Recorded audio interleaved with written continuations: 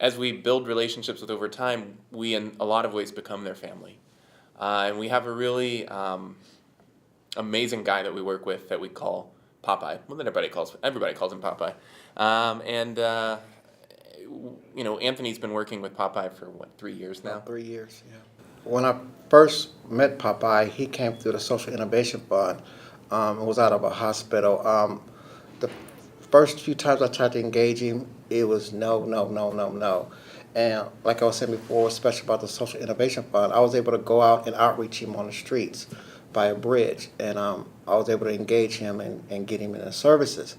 And over the last 3 years or so, we really bonded. We got him through the medical piece, got him his SSI, got him all of these things that he needs, and placed him in housing, supportive housing. Probably about 9 months ago, Popeye called me and said, Anthony, could you find my son for me? I told him, yeah, I can do that for you. And I got on social media and I was able to find his son and talk to his son on social media.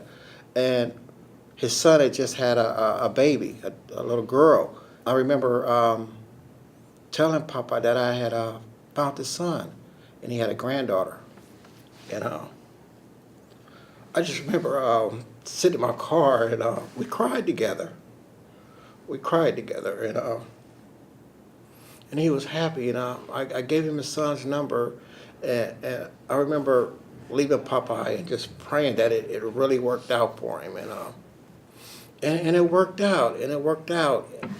And I remember when I heard that this conference was going to be in Michigan, and his son lived in Lansing, and I went to my supervisor like, can we get Popeye out there so I can see his son? And we worked at it. We talked about it as a team and a management team. And I remember calling a friend that's associated with an organization, and she was able to pay for his airplane ticket to come out here. And when I told him, we cried again together. And I was able to talk to his son, and I got to know his son, and his son knows me. And he told me, man, thank you for looking out for my father. And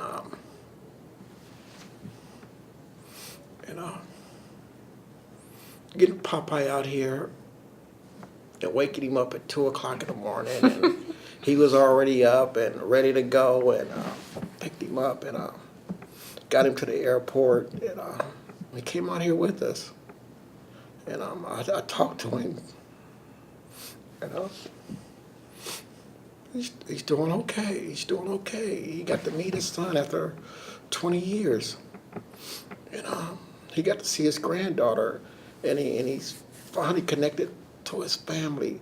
But he also cried when he left us because we were his biggest support over the last 3 years.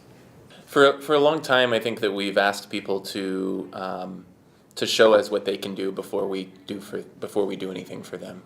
And I think what we've realized through our work, especially with the Social Innovations Fund, is that placing value on the person first and placing value on the relationship first is what gets people to positive changes in their life. So often what we need with these individuals is flexibility and openness, and that's what the Social Innovations Fund has helped provide for them.